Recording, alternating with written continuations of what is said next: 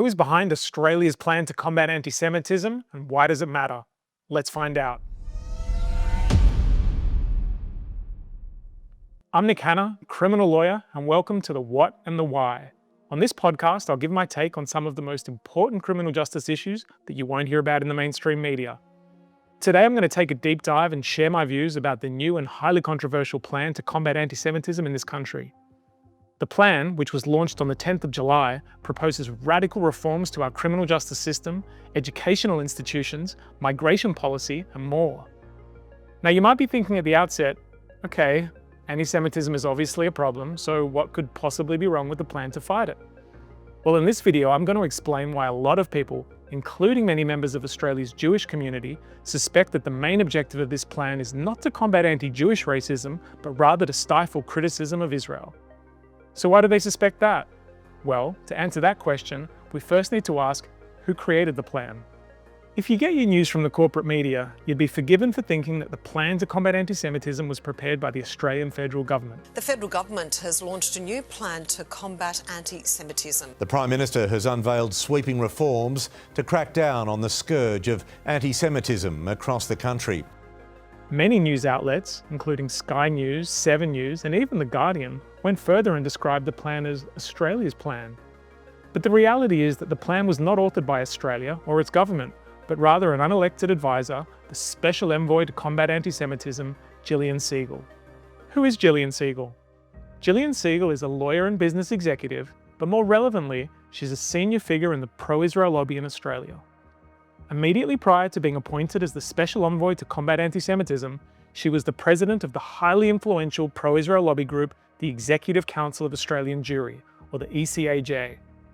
To give you an idea of where Segal stands politically, here is a clip posted by the ECAJ on its YouTube channel back in May 2021.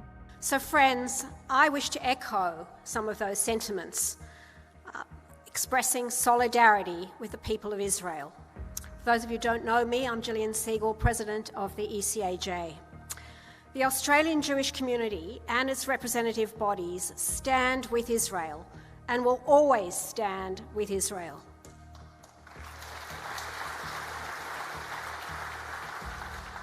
We are a Zionist community and we believe in the right of the Jewish people to determine our own future in our own state, in our historic homeland. For a bit of context about that video, Segal was addressing a pro-Israel rally in Sydney 3 days after the end of Israel's Guardian of the Walls military operation in Gaza, in which, according to the UN, at least 128 Palestinian civilians were killed, many of whom in Israeli airstrikes on residential buildings that Human Rights Watch found violated the laws of war. But let's not get carried away with tangents. In the same speech, Segal spoke not only about the need to tackle anti-Semitism, but also anti-Zionism. I proudly affirm that we stand with the people of Israel and with diaspora Jewry everywhere. And we stand together with renewed determination to drive anti-Zionism and anti-Semitism back into the darkest and most disreputable corners of our society from which they have emerged. Now, to understand why that's important, I need to first explain the difference between anti-Semitism and anti-Zionism. Until relatively recently, anti-Semitism has always referred to hostility towards or discrimination against Jewish people. Like any form of racism, anti-Semitism is vile and should be condemned in no uncertain terms. Anti-Zionism, on the other hand, refers to opposition to Zionism, which is a political ideology that supports the existence of a Jewish supremacist state, Israel, on the land that was historically known as Palestine. Now, it's important to understand that, while many Jews are Zionists, many are not. In fact, some of the most prominent anti-Zionists are Jewish. For example, when I was learning about the Israel-Palestine conflict as a teenager, some of the books that had the biggest impact on me were written by Jewish anti-Zionist authors. People like Ilan Pappé, Avi Shlaim, Norman Finkelstein, and many more. It's also important to understand that, in the same way that not all Jews are Zionists, not all Zionists are Jews. For example, some of the most strident supporters of Zionism over the years have been right-wing evangelical Christian leaders in the West. Growing up in Sunday school, I was taught from the Bible, those who bless Israel will be blessed, and those who curse Israel will be cursed. And from my perspective, I want to be on the blessing side of things. Of those who bless the government of Israel? Those who bless Israel is what it says. It doesn't say the government of, it says the nation of Israel. So That's in the Bible. As a Christian, I believe that. Despite the fact that anti-Semitism and Zionism are entirely distinct concepts, the pro-Israel lobby has for decades sought to conflate the two by alleging that criticism of Zionism, and even most criticism of Israel, is anti-Semitic. The strategy was developed at least as far back as 1973, when it was promoted by Israel's then ambassador to the UN, Abba Evan, in an article addressing the Jewish community in the US, as is explained by Jewish American public intellectual Noam Chomsky back in 2014. He advised the American Jewish community that they had two tasks to perform.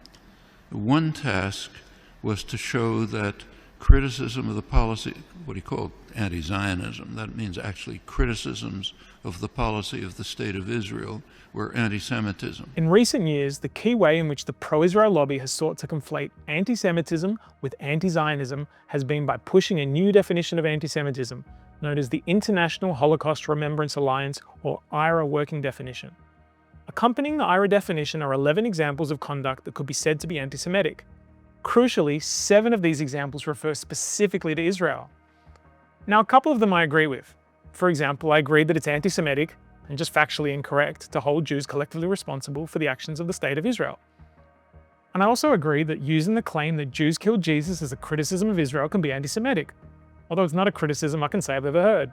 But some of the examples of anti-Semitism under the IHRA definition appear to clearly be designed to stifle political criticism. For example, according to the definition, it can be anti-Semitic to claim that the existence of the State of Israel is a racist endeavor. This is despite the fact that many of the main founders of Zionism, such as Theodor Herzl and Zev Jabotinsky, were openly unapologetic about Zionism being colonialism, and therefore inherently racist. Human rights organization after human rights organization has concluded that Israel practices racial segregation and/or apartheid, not only in the West Bank, but in all of historic Palestine, aka Israel. Another example of anti-Semitism under the IHRA definition that is deeply controversial is the allegation that drawing comparisons of contemporary Israeli policy to that of Nazis can be anti-Semitism. To me, the reason for the controversy seems pretty obvious. If you criticize Israel by saying they're acting like Nazis, that clearly means you oppose Nazis. That's the whole point of the criticism.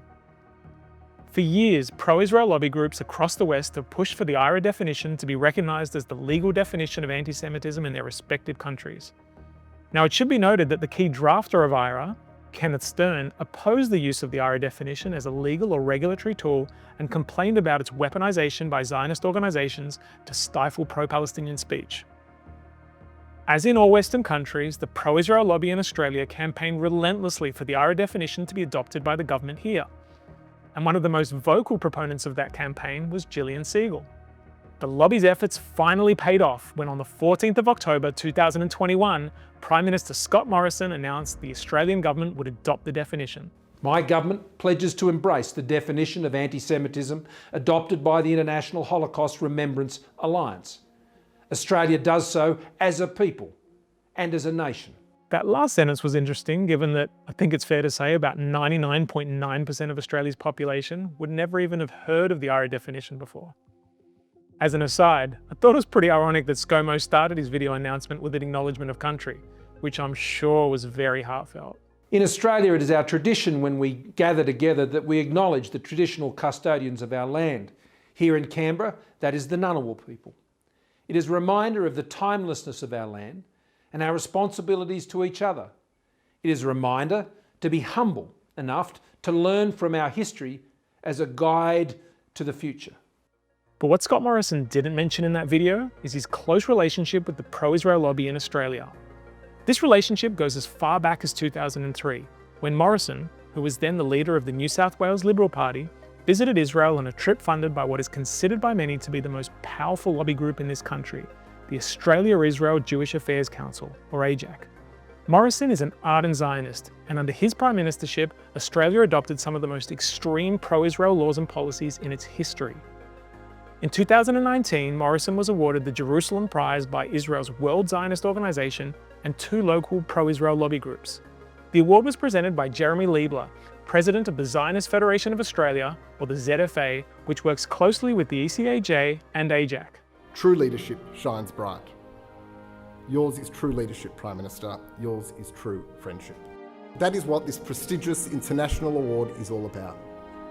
It is my great honour, on behalf of the Zionist Federation of Australia, the World Zionist Organisation and the Zionist Council of New South Wales, to invite the Prime Minister, the Honourable Scott Morrison, to the podium to accept the Jerusalem Prize.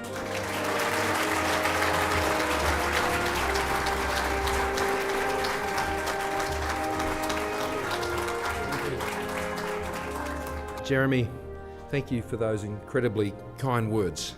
For you to honour me tonight is very special. As expected, when Morrison announced the government's adoption of the IHRA definition, the pro-Israel lobby was over the moon. In a press release published by the ECAJ, then President Jillian Segal said that this was a watershed in Australia in the unending battle against anti-Semitism. She also thanked the ZFA and AJAC for their efforts, stating, "We have all worked closely on this issue, especially over the last 12 months. Despite the celebration, Segal made clear that the lobby's mission was far from over, saying it is the beginning, not the end of the journey. In order to make good on the Prime Minister's pledge that Australia embraces the IHRA working definition as a nation and a people, it will need to be adopted by the public and private sectors, the university sector, civil society, school education systems, and sporting organisations, amongst others." So here we can see a clear statement of intention by Segal and the ECAJ to seek to have the IHRA definition adopted by all levels of government and civil society.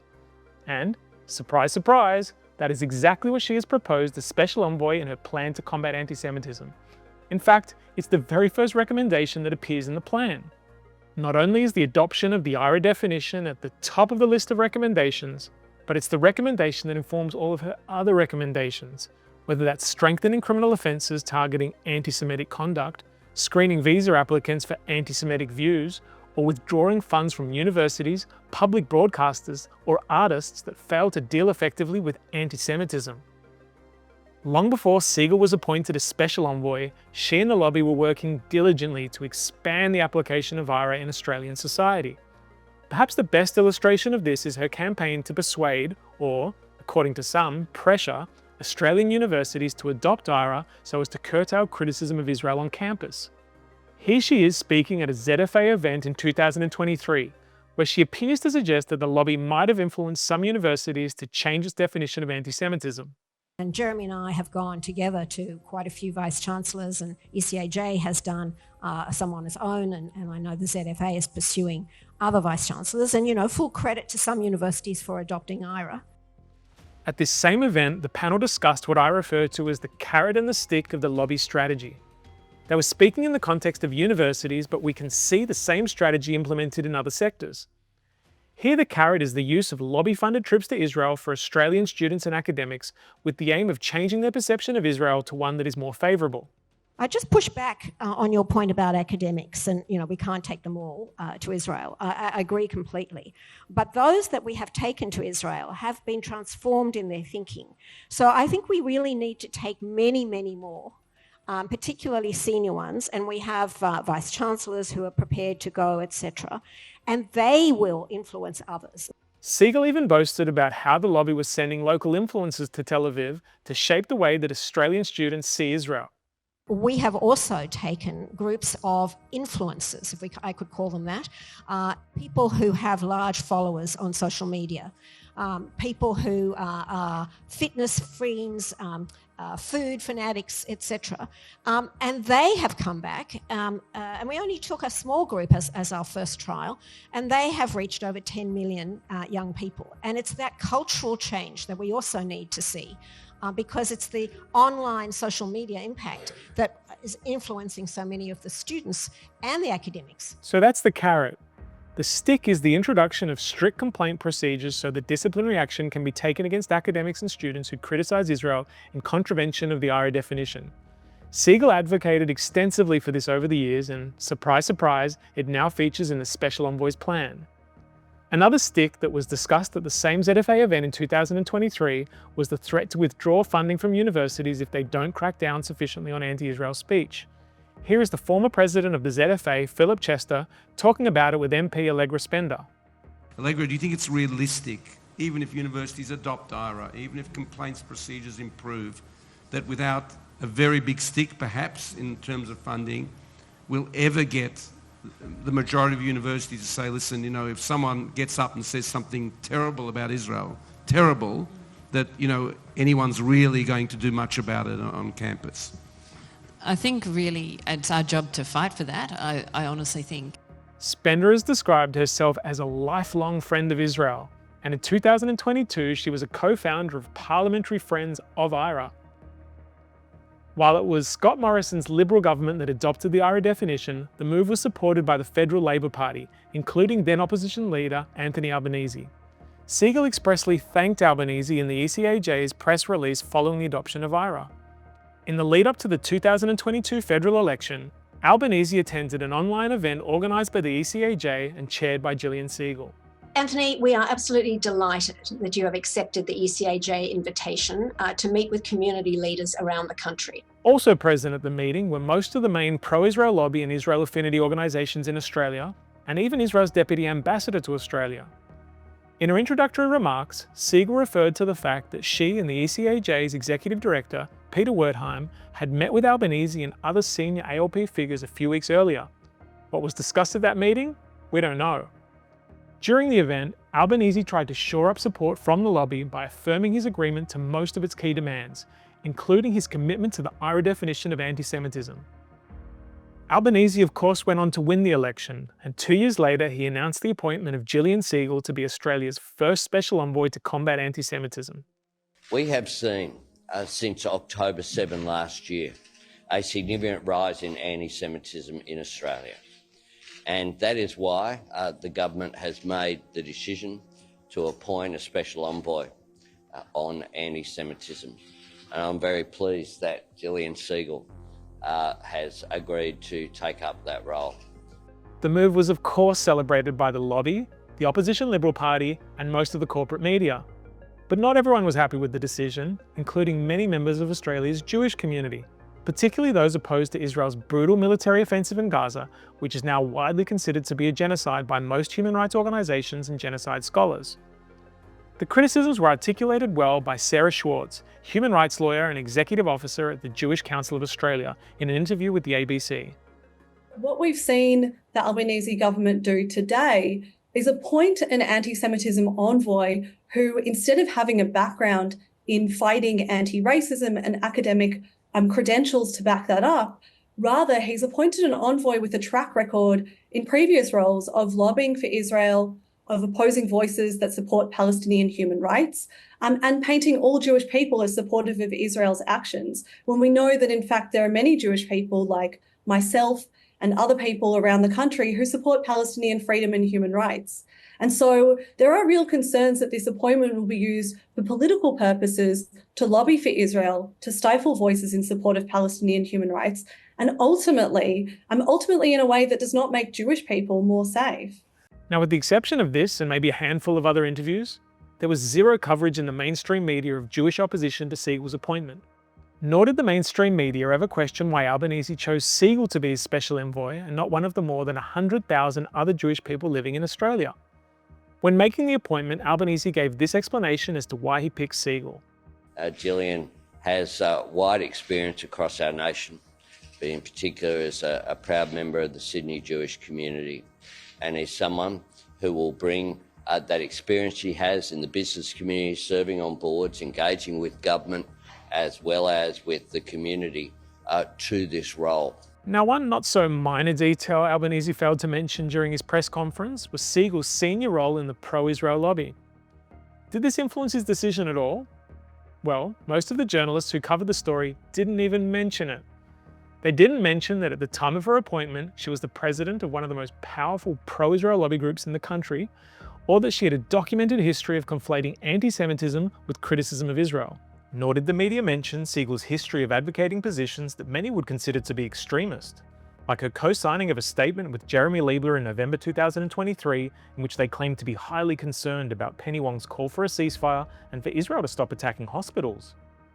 3 months earlier, Segal and Liebler had put out another joint statement in which they denounced the federal government for having the audacity to refer to East Jerusalem, the West Bank and Gaza, which almost all of the world recognises to be under an Israeli military occupation, as occupied. It's difficult to see how someone who's promoted such militant opinions would help to preserve social cohesion in Australia, which, according to the Prime Minister's website, was supposed to be one of the main reasons for her appointment. When Albanese mentioned Segal's experience in the business community to justify his decision to appoint her as special envoy, what was he referring to? We'll never know.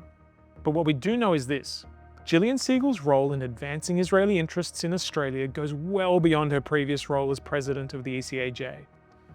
At the time of her appointment as special envoy, Segal was the long-standing head of the New South Wales branch of the Australia-Israel Chamber of Commerce, or the AICC.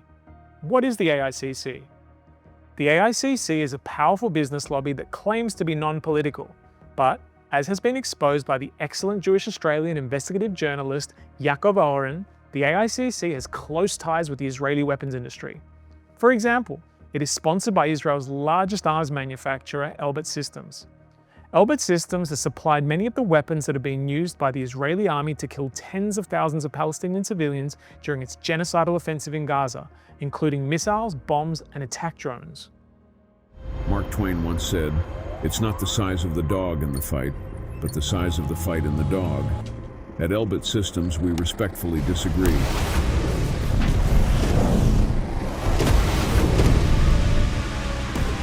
As a global leader in defense, we have been at the forefront of Israel's defense industry for decades, decorated with numerous awards for creativity, innovation, and battle-proven products. As was noted in a report recently released by the Office of the UN High Commissioner for Human Rights, Elbit Systems has cooperated closely with Israeli military operations in Gaza, as the company openly boasts about in videos published on its YouTube channel. The company embeds key staff in the Israeli Ministry of Defense, and in 2024 it was awarded the Israeli Defense Prize. In 2018, while Segal was chair of the AICC New South Wales branch, the AICC, in conjunction with the Israel Trade Commission, hosted various Israeli cybertech companies in Australia for a cyber roadshow tour. One of the companies included Cyberbit, a subsidiary of Elbit Systems which provides what it describes as battle-hardened cybersecurity solutions. The company doesn't explain what it means by battle-hardened, but it's likely a reference to its products having been tested by the Israeli military in Gaza or neighbouring countries. The AICC's sister organisation is the Israel-Australia Chamber of Commerce, or the IACC, which has even closer ties to the Israeli military.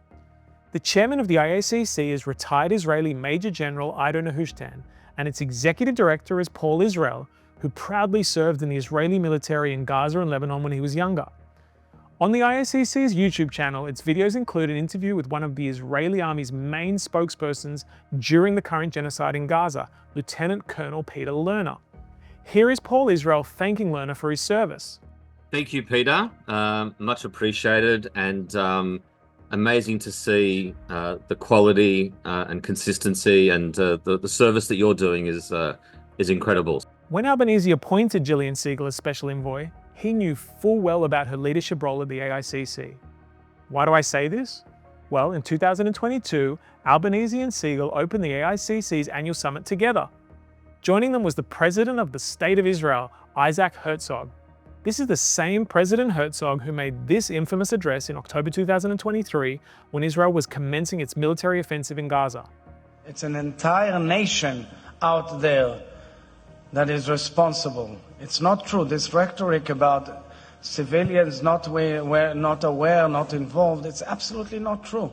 This was actually one of the statements relied upon by South Africa in its successful application to the International Court of Justice for provisional measures, in which the court found that it is plausible that Israel is committing genocide in Gaza. President Herzog has also proudly posted photographs of himself on X, handwriting messages on bombs to be dropped on Gaza. And back in 2021, Herzog sent a letter to Jeremy Liebler thanking the ZFA for its great efforts, which led to the Australian government's adoption of the IHRA definition of anti-Semitism. The ZFA, in turn, acknowledged that this was a team effort with various groups, including the ECAJ, which was under Segal's leadership at the time. Albanese's attendance at the AICC's 2022 annual summit wasn't a one-off either.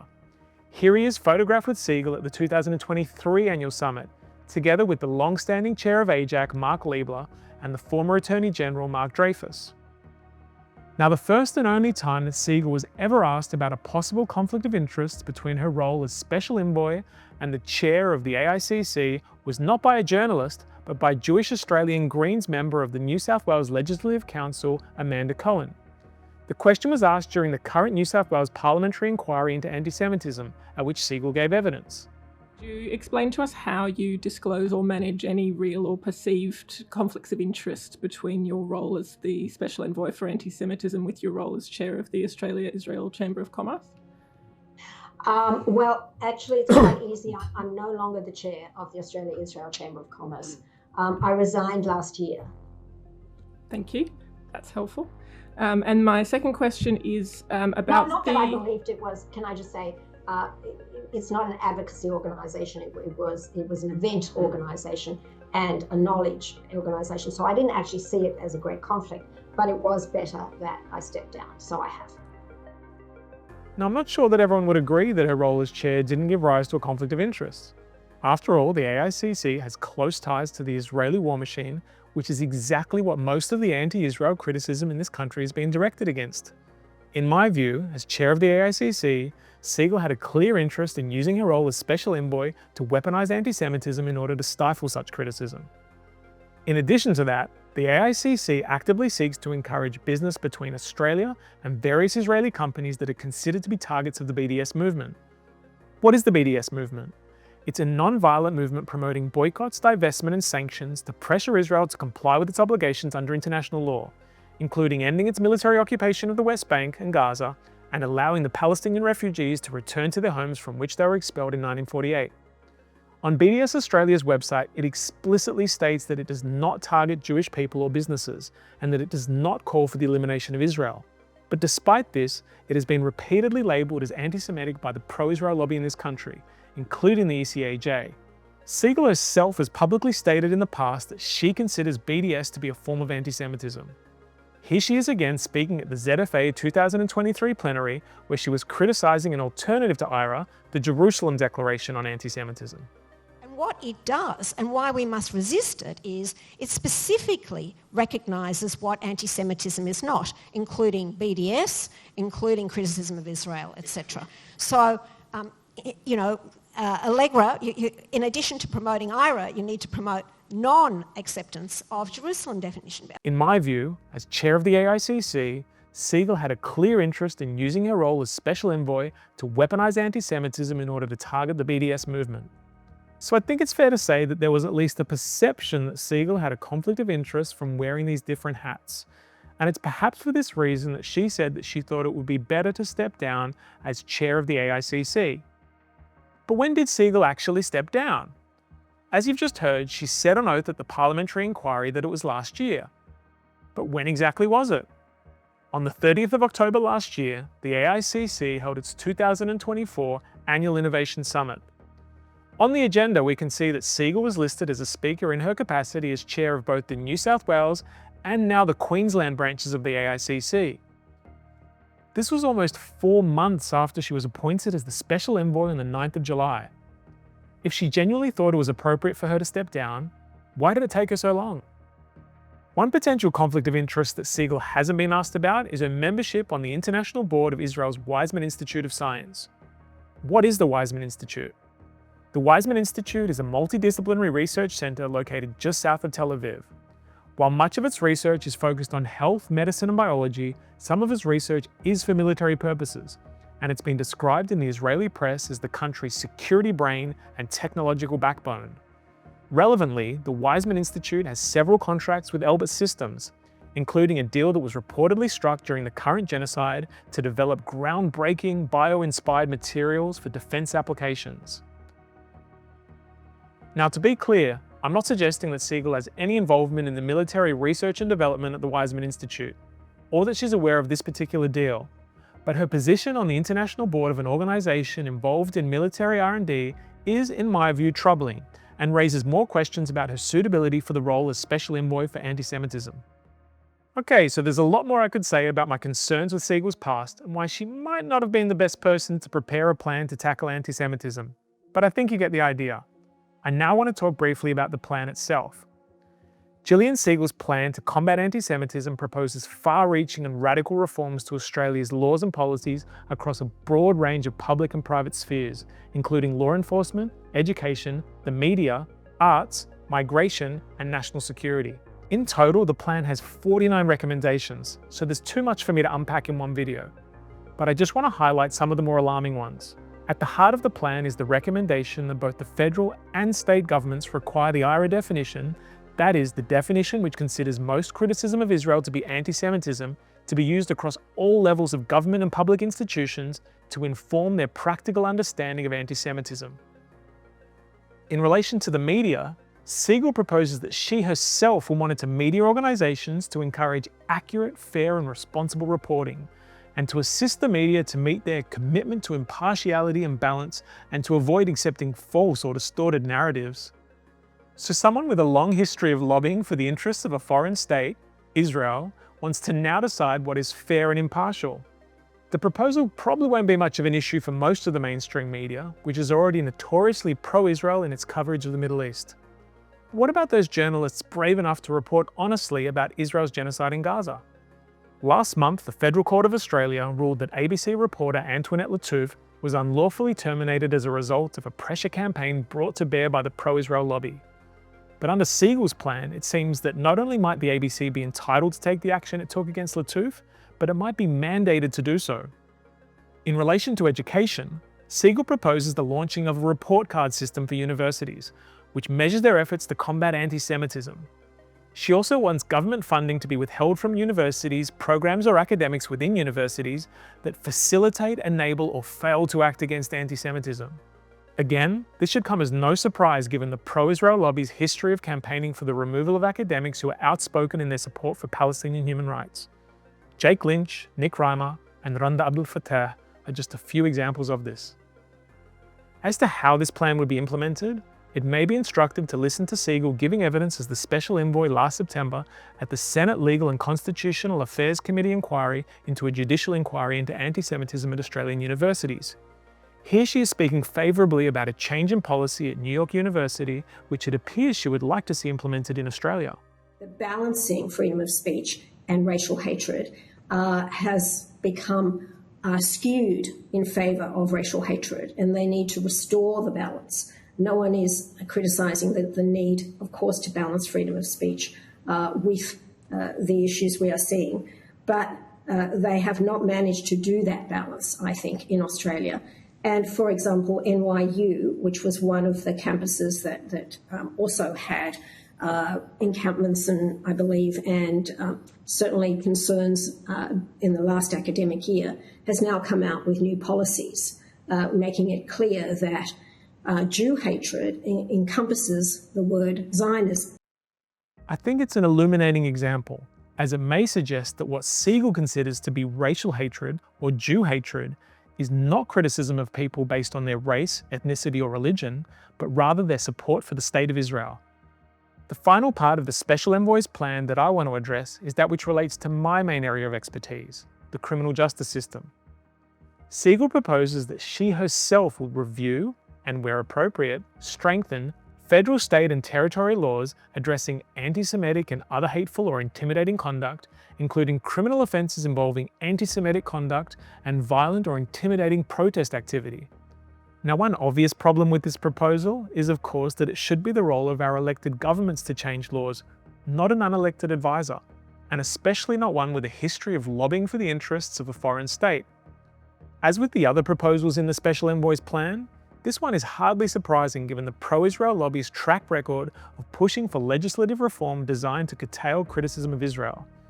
Indeed, many of the laws which Segal refers to in her plan have already been subjected to significant reform over the past 18 months, largely at the instigation of the pro-Israel lobby, including the ECAJ.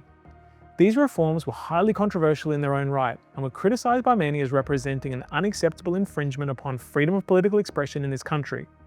But that's a discussion for another day. The reference to intimidating protest activity is particularly concerning, given comments that Segal has previously made in relation to pro-Palestine marches in Australia. This is her speaking with the SBS in her capacity as Special Envoy last December.